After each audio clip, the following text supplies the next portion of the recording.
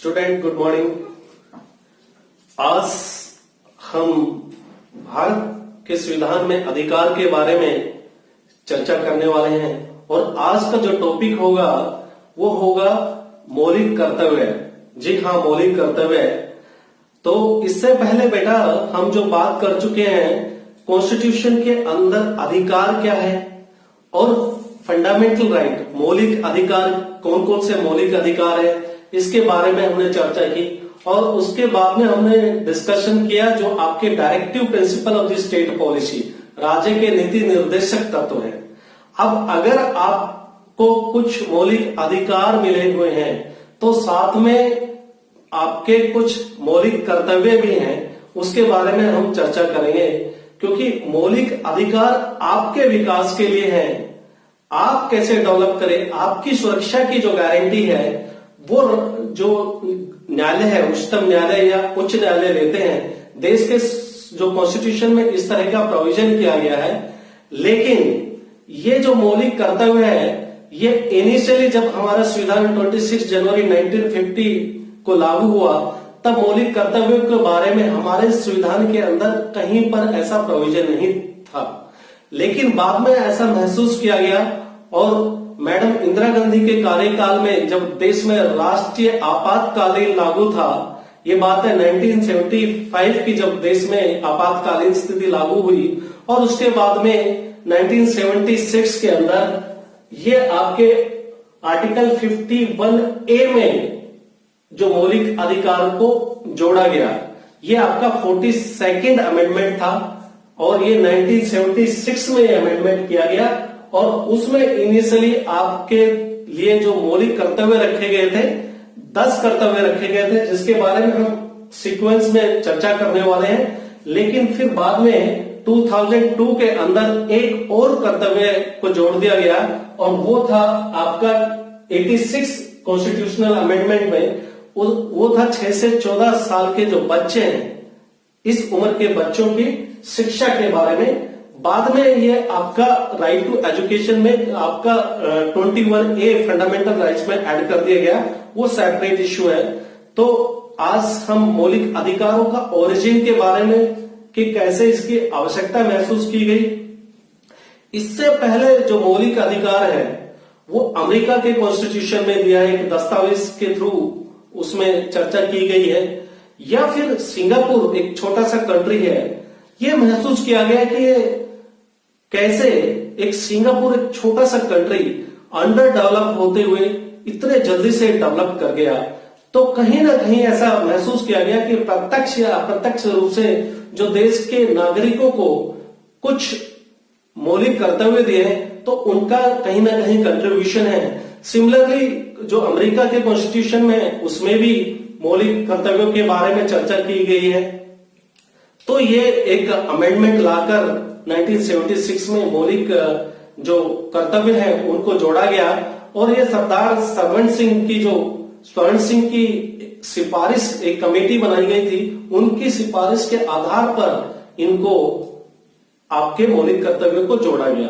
तो ये तो हुआ इसका एक आपका ओवरव्यू, कहां से इसका ओरिजिन हुआ और क्यों आवश्यकता महसूस की गई।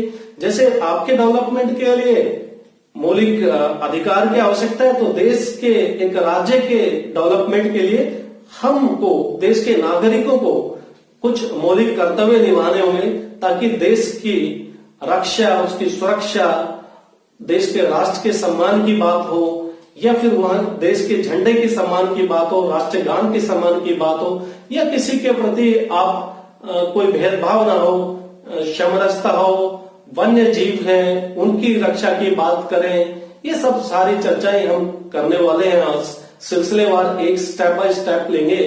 तो अगर इनिशियली देखा जाए तो हमारे पौराणिक काल से ही कर्तव्यों के बारे में चर्चा की गई है, चाहे आप बात करें रामायण की या फिर भगवत गीता में भी श्री कृष्ण जी उपदेश देते हैं कि हे इंसान, आप अपने जो कर्तव्य हैं उनका पालन करो, उनका निर्वहन करो और फल की इच्छा मत रखो। महात्मा गांधी ने भी कहा था कि जहां आप अपने कर्तव्यों को निभाओगे तो आपके जो अधिकार है वो खुद ब खुद मिल जाएंगे।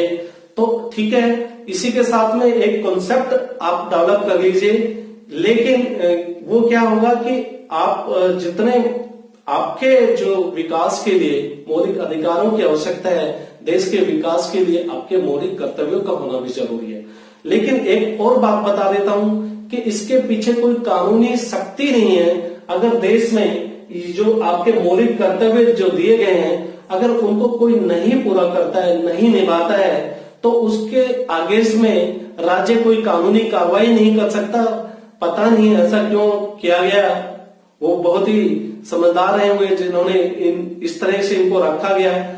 तो इनका वायलेशन करने के बाद में कोई कोर्ट में राज्य किसी नागरिक के अगेंस्ट कोर्ट में नहीं जा सकता, लेकिन ऐसी उम्मीद की जाती है, ऐसी अपेक्षा की जाती है देश के हर नागरिक से, जो एक देश का एक सिंसियर नागरिक है, उनको अपने मौलिक कर्तव्यों को निभाना चाहिए।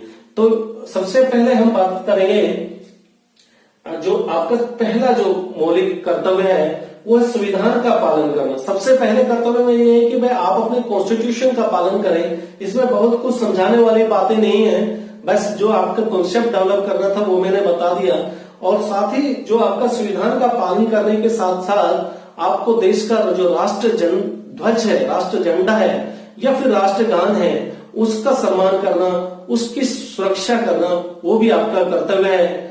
क्योंकि इसके पीछे कोई कानूनी शक्ति नहीं है, तो आप भी बीच बीच में ऐसे सुनने में आपको भी आता होगा कि जो राष्ट्रगान का भी अपमान किया जाता है। कोई हमारे देश के अंदर ये भी कह देता है कि मैं राष्ट्रगान को नहीं गाऊंगा, या फिर राष्ट्र के झंडे का, जो देश का जो झंडा है, उसका भी अपमान होता है। अगर इनके पीछे कोई वैधानिक शक्ति होती, कानूनी शक्ति होती, राज्य कार्रवाई कर पाता, तो ये शायद इसका वायलेशन नहीं होता। नंबर 2 पे है स्वतंत्रता के लिए हमारे राष्ट्रीय जो संघर्ष जो चला था, उनके आदर्श थे, उनके जो महान जो नेता थे, उनके आदर्शों को जो है उसके लिए प्रेरित करना। देश के नागरिकों को कंटिन्यूअस हम प्रेरित करते जाएं, जो राष्ट्र के जो संघर्ष, जो देश के लिए संघर्ष किया उनके प्रति। और तीसरी जो बात होती है, थर्ड है, जो भारत की संप्रभुता है, एकता है, अखंडता है, उसको हम बनाए रखें। उसकी एकता, अखंडता और संप्रभुता। संप्रभुता का मतलब ये हुआ बेटा, जो देश की जो सुरक्षा है, राष्ट्रीय सुरक्षा है, देश के आंतरिक मामलों में कोई दूसरा देश हमारा इंटरफेयर ना कर सके, वही कंट्री संप्रभु कहलाता है। जो आप आंतरिक और बाह्य रूप से स्वतंत्र हो, उसके ऊपर कोई दूसरा देश उनको डिक्टेट ना कर सके, उसको आदेश ना कर सके कि तुम्हें ये करना होगा, ये नहीं करना होगा। तो ये होगी आपकी संप्रभुता, अखंडता और एकता की बात। इसके बाद में बात करते हैं जो चौथा मौलिक कर्तव्य है, वो देश की रक्षा के लिए आह्वान करता है राष्ट्र। और जब भी जरूरत हो आप राष्ट्र की सेवा करेंगे। जब भी राष्ट्र की तरफ से ऐसी मांग उठे कि देश में आपके कंट्रीब्यूशन की जरूरत है, उस पीरियड में आप देश की सेवा के लिए तत्पर रहें। इसके बाद में बात होती है 5वीं मौलिक कर्तव्य की, वो है समरसता और समान भ्रातृत्व की भावना का विकास करना, कि सब लोग एक बराबर है, सब समान है, और किसी के साथ में धर्म के आधार पर, लिंग के आधार पर या फिर जाति के आधार पर कोई भेदभाव नहीं किया जाएगा। और स्पेशली जो स्त्रियों जो है, औरतें हैं, हमारी महिलाएं हैं, ऐसा कोई कार्य नहीं होगा कि उनके सम्मान को ठेस पहुंचे। ये मौलिक आपका जो कर्तव्य है, इसमें 5वें कर्तव्य में दिया गया है। साथ ही आपकी जो संस्कृति है और देश की समृद्ध विकास को आपने उसको महत्वपूर्ण देना है, उसको संरक्षण करना है, देश की संस्कृति और समग्र विकास की तरफ ध्यान देना है। ये भी आपके मौलिक कर्तव्य के अंदर है। उसके बाद में प्राकृतिक वातावरण है, उसकी रक्षा करनी है। प्राकृतिक वातावरण में आपका सब कुछ इंक्लूड हो जाता है, चाहे आपकी नदियां हैं, तालाब है, या फिर झीलें हैं उनकी, या फिर प्राणी मात्र। प्राणी मात्र में यहाँ इंक्लूड ह्यूमन बीइंग से नहीं है, और दूसरे वन्य जीव हैं, या फिर आपके समुद्र से रिलेटेड जो जीव हैं, उनकी रक्षा करना, उनकी देखभाल करना, वो भी हमारा एक कर्तव्य है। इसी के साथ में मानवतावाद या फिर वैज्ञानिक दृष्टिकोण पैदा करना लोगों के, नागरिकों के बीच में, वैज्ञानिक दृष्टिकोण पैदा हो और ज्ञानार्जन की भावना पैदा की जाए कि ज्यादा से ज्यादा हर नागरिक को प्रेरित करें, वो ज्ञान अर्जन करें और देश के अंदर जो वैज्ञानिक दृष्टिकोण डेवलप हो, ठीक है, इसके बारे में यहाँ पर चर्चा की जाती है। फिर जो आपका नेक्स्ट जो कर्तव्य है वो है सार्वजनिक संपत्ति की जो रक्षा करना, जो देश की, जैसे आपकी रेलवे की है या फिर रोडवेज है या फिर एयरपोर्ट्स हैं या कोई भी जो पब्लिक प्रॉपर्टीज है, जो राज्य की जो संपत्ति है वो आपकी अपनी संपत्ति है, इसकी सुरक्षा, इसकी रक्षा, इसको किसी तरह का नुकसान ना पहुंचे, ये हर देश के हर नागरिक का कर्तव्य है। तो क्योंकि एक कर्तव्य में दिया गया और इसके पीछे कोई वैधानिक शक्ति नहीं है, तो आप देखते हैं बीच में कोई बंद होता है या फिर किसी तरह का विरोध प्रदर्शन होता है तो जो राष्ट्र की संपत्ति है, पब्लिक प्रॉपर्टी को, उसको काफी नुकसान पहुंचाया जाता है। इससे पहले हमारे देश या हमारे राज्य की बात करें, हरियाणा के अंदर कई तरह के आंदोलन हुआ जहां पे अपने देश की, अपने जो राज्य की संपत्ति है उसको नष्ट किया गया।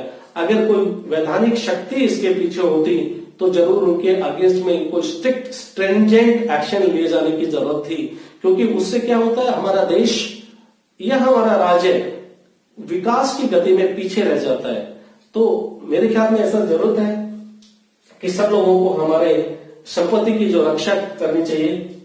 साथ ही फिर व्यक्तिगत और सामूहिक गतिविधियां हैं वो एक ऐसा टेम्परामेंट डेवलप करें, चाहे इंडिविजुअल है या फिर ग्रुप के अंदर, ऐसा कोई जो उत्कृष्टता के लिए डेवलपमेंट का विकास की तरफ जाए, ऐसा कोई गतिविधि है, उनमें सबको मिलजुल कर हिस्सा लेना चाहिए और लगातार ये कोशिश की जानी चाहिए कि उच्चतम जो उपलब्धि है वो हम प्राप्त करें, देश के अंदर जो हाई लेवल है उस तक पहुंचे हमारा देश, उसके लिए कोशिश की जानी चाहिए। और सबसे जो लास्ट में है, जो हमने बात की कि 2002 में इसको 86th अमेंडमेंट लाकर जो कॉन्स्टिट्यूशन के अंदर जोड़ा गया, बेसिस आधार पर हर माता पिता की ये जिम्मेवारी है कि अपने जो 6 साल से 14 साल के बच्चे हैं उनको जो शिक्षा का अवसर दिया जाए।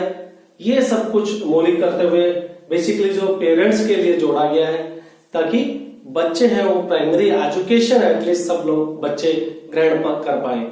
तो ये तो सब कुछ आपने बेटा इनके पूरे आपके जो अधिकार हैं, मौलिक कर्तव्य है, उनके बारे में जाना। अब जो मौलिक कर्तव्य है उसके बारे में ये आप जान लीजिए कि जो मौलिक कर्तव्य है वो देश के नागरिकों के लिए मौलिक कर्तव्य है, लेकिन मौलिक अधिकार जो विदेशी हैं उनको भी कुछ मौलिक अधिकार प्राप्त है। मौलिक कर्तव्य हमारे देश के जो नागरिक हैं उनके लिए है। तो इसी के साथ में बेटा आज का ये जो टॉपिक है यहीं पर समाप्त करते हैं। नए टॉपिक के साथ में फिर दोबारा से आपसे मुलाकात होगी। तब तक के लिए नमस्कार। Stay home, stay safe. Thank you.